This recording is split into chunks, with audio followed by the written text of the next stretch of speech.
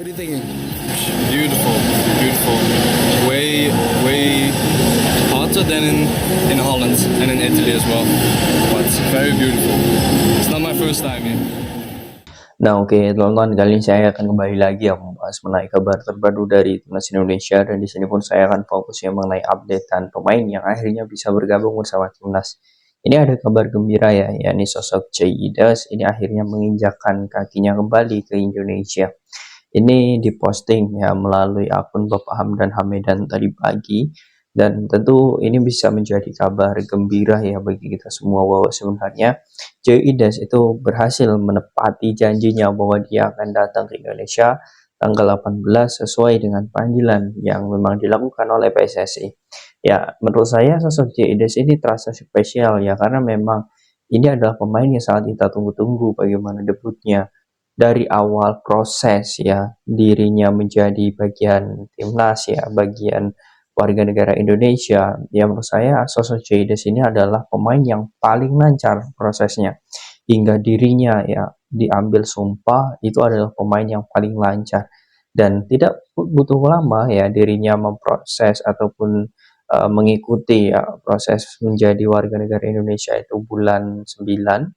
Kemudian dia disumpah WNI bulan 11. Ya menurut saya dengan waktu yang sangat singkat itu membuat kita semua juga patut berbangga ya. Selain keseriusan dari PSSI, tentu si pemain ini patut diacungi jempol.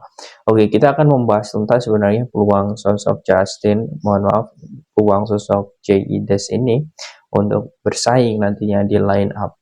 Oke, jangan lupa untuk bangun channel ini ya, silahkan kalian tekan tombol like, komen, dan juga subscribe, serta tekan tombol loncengnya ya, agar kalian mendapatkan notifikasi dari video-video saya selanjutnya. Oke, nah Ivar Jenner, kemudian Rafael Struijk itu juga sama ya, dia sudah tiba di Indonesia. Kemudian juga sosok Mark Klok, kemudian Hoki Caraka, Ramadan Sananta, dan juga beberapa pemain lain yang sudah dipanggil oleh Sintayong itu sudah bergabung di Jakarta.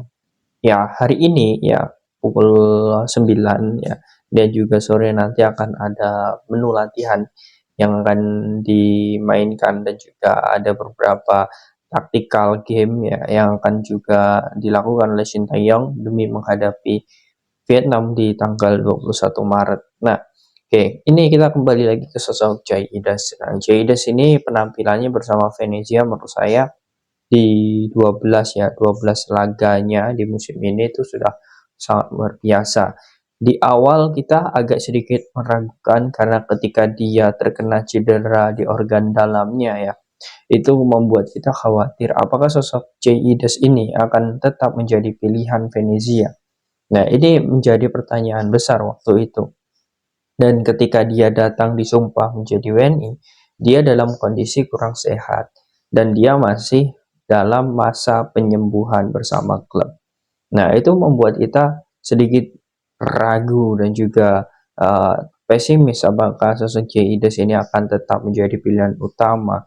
Dan setelah kita lihat ya bahwa di minggu kedua ya setelah dia disumpah, dirinya pun diumumkan oleh klub bahwa dia sembuh, dan minggu selanjutnya ya dia mengikuti latihan, dan di minggu selanjutnya di minggu keempat dia debut ya, walaupun waktu itu hanya bermain kalau tidak salah 12 menit saja. Nah, kemudian mulai dari situ dia mulai mendapatkan menit bermain, kemudian hingga saat ini ya teman-teman, dia konsisten selalu bermain 90 menit, bahkan di laga terakhir ya di kandang Palermo dia mampu untuk memenangkan laga ya, Venezia ini mampu menangkan laga dan Caidas bermain 90 menit.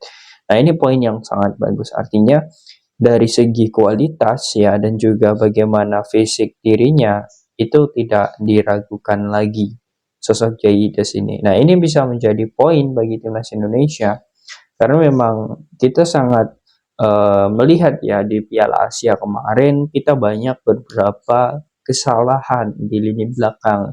Nah, kesalahan itu bukan berarti pemain kita kurang bagus ya, tetapi di miskomunikasi. Nah, miskomunikasi ini sangat penting bagi para pemain belakang, apalagi kalau misal ya miskomunikasi itu terjadinya secara terus-menerus, dan ini menurut saya sangat membahayakan. Nah, Sintayong kemarin ya ketika diwawancara oleh salah satu media nasional, dia mengatakan bahwa untuk melawan Vietnam ini dia tidak meyakinkan bahwa Indonesia akan menang. Nah, ini bukan berarti Sintayong dalam tanda kutip pesimis ya atau ragu Indonesia menang, bukan. Tetapi dia tidak ingin jumawa dan tidak ingin memperlihatkan bagaimana taktik ya bahwa dirinya sangat pede melawan Vietnam. Nah, ini harus digarisbawahi ya karena banyak kemarin yang statement di kolom komentar, ada salah satu pengamat yang mengatakan bahwa Sintayong ini belum main saja saat melawan Vietnam itu sudah takut duluan. Ya menurut saya bukan itu konteksnya, tetapi sebagai pelatih tingkat internasional ya levelnya itu sudah beda ya. Tentu melihat ya beberapa statement itu sebagai pancingan pesiwar yang akan nantinya memanaskan kedua kubu, dan menurut saya Sintayong tidak ingin hal itu menjadi panas. Dia ingin datar-datar saja dan ingin mendinginkan suasana, dan menurut saya itu sah-sah saja. Dan ya, kalau dibilang saat ini sosok J.I.Des ini sangat diperlukan atau tidak, jawabannya jelas iya. Apalagi saat ini memang sedikit keropos ya di lini kanan kita. Mengapa saya bilang keropos? Karena beberapa kali sosok Rizky Ridho ketika dimainkan itu terkadang juga ada rasa gugup atau nervous. Itu terjadi ketika kita melawan Iran ya. Kemudian beberapa kali juga melawan Vietnam ya di laga-laga sebelumnya. Kemudian juga ada beberapa laga ya itu memang terlihat jelas di lini bek kanan kita itu terlihat sedikit ada permasalahan di situ. Dan di bek tengah juga ada permasalahan. Ya, seperti miskomunikasi yang dilakukan oleh Jordi Amat, kemudian juga kiper.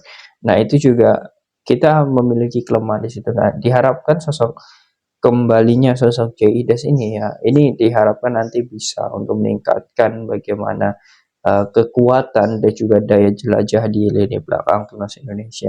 Karena itu sangat penting sekali ya, sosok J.I.Des ini menurut saya perannya, kemudian juga posisinya itu sangat digunakan sekali untuk timnas Indonesia. Karena untuk di posisi kanan ya sebenarnya kita masih ada sosok Sandy Walsh ya. Tapi Sandy Walsh ini orangnya atau tipikal pemainnya itu orang yang memang suka untuk menyisir bola-bola ke depan dan juga membantu lini penyerangan. Nah, artinya sosok Sandy Walsh ini bisa diletakkan di depan dari sosok J.I.Des. Walaupun sebenarnya Sandy Walsh juga sangat mampu untuk mengisi posisi bek kanan karena itu posisi aslinya. Tetapi ketika melawan Jepang kemarin, sosok Sandy Walsh diturunkan sebagai pemain tengah yang baru menyisir di posisi kanan ya. Dirinya pun juga sangat bagus sekali. Di KMS Lin dia juga mendapatkan porsi ataupun juga posisi di lini tengah bagian kanan ya. Itu juga sudah dipraktekkan karena KMS Lin saat ini dengan posisi peringkatnya di peringkat 5 itu mengandalkan 3 back mirip dengan formasi timnas Indonesia, formasi modern 3-4-3, dan di situ pun sosok Sandy Walsh sangat bagus di situ. Artinya ini ada kesempatan besar ya bagi sosok J.I.Des untuk tampil dan debut. Nah, ini yang paling penting dan saya tidak ragu lagi bagi teman-teman semua ya. Nanti tanggal 21 kita juga akan melihat bagaimana merindingnya kita melihat Indonesia Raya berkumandang di GBK, dan sangat yakin sekali teman-teman yang menonton nanti pasti ya akan melihat bagaimana permainan menarik ya, permainan cantik dari timnas Indonesia. Nah, bagaimana menurut kalian teman-teman dengan datangnya sosok J.I.Des ini? Apakah kalian yakin nantinya ya dia mampu untuk bisa berkontribusi banyak bersama timnas Indonesia? Silahkan kalian tulis di kolom komentar.